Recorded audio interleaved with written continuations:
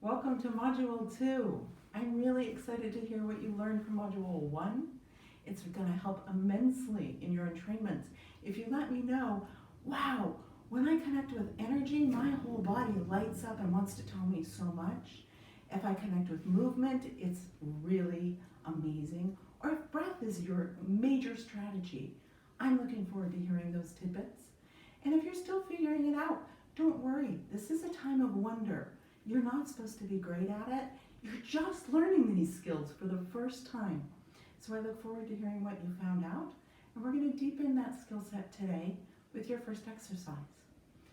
SRI, somato, soma is body, respiratory integration is this series of exercises that is paired with network spinal analysis and the entrainments you're receiving in the office. When we're primarily working with the backs of the bodies, this is going to be opening up the front of your bodies with your connection to your body and your awareness. This first exercise, stage 1, is about connecting to the suffering in your body. Now here in Sonoma County, a lot of times people don't want to connect to their suffering. They think it's beneath them, they want to step out of it.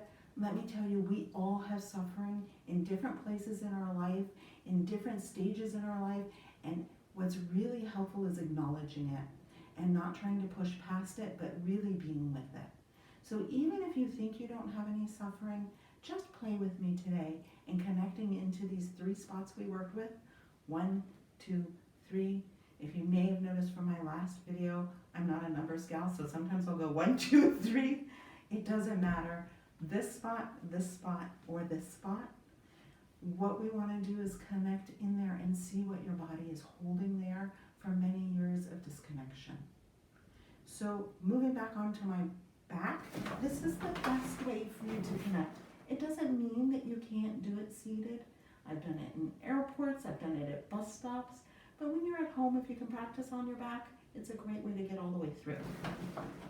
I'm going to start in position 1, and I'm going to stack all 3 of those skills, energy, breath, and movement together. And I'm going to see what I feel here. Breathing in the nose, out the mouth.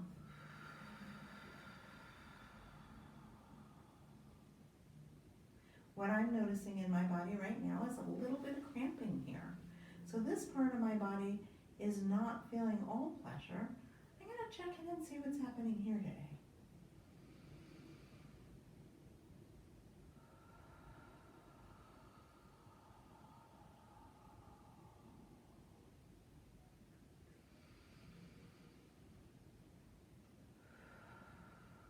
My body's really liking this, so you're going to get bored because I don't feel like leaving here.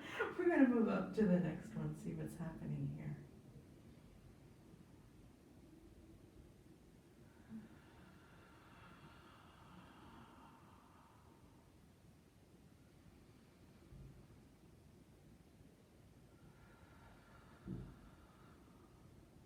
I've checked in all 3 places. This place actually has the most discomfort for me today.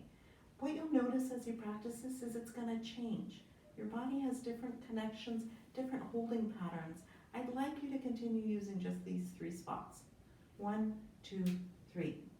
What we tend to do in our culture is find the place that isn't working and try to make it work.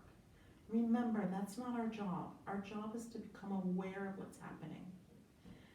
This part felt really yummy to me today. In network, I find that when we spend more time with the place of peace, it entrains peace to all of the other places that may not be feeling as much peace. So what I would encourage you to do is once you've found a place that feels peaceful, yummy, and a lot of connection, you're going to spend as much as you time as you can here. Then once you're really connected to that place of peace, you're going to bring that peace to the place that didn't feel so peaceful. Then you only do 1 cycle of breath, movement, connection, and then move back to peace again till you can re-anchor that feeling of peace. Again, some people feel peace and see visual things. They may see an ocean, they may see the color blue. Some people will make a sound. I tend to make more sounds as you go through these videos. You'll hear that. It may sound like, oh, and this may sound like, oh. Some people have have feelings come up. They feel anger, upsetness, and joy. It depends on where you are and what's happening with your body. All of it's okay. What we're working with is feeling the feelings there and expressing them. The words that go with this exercise, which you can try if the rest of it doesn't work, when you get to that area that doesn't feel so good, you can say this. Sometimes it feels like nothing ever works. Once you make that statement, I want you to follow up with another listening to see if your body felt acknowledged by that or not.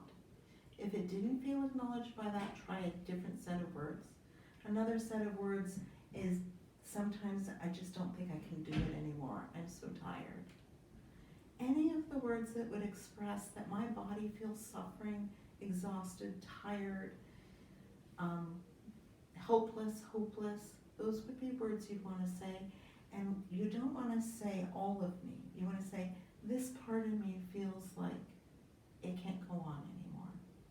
This part of me feels like it's never going to get any better.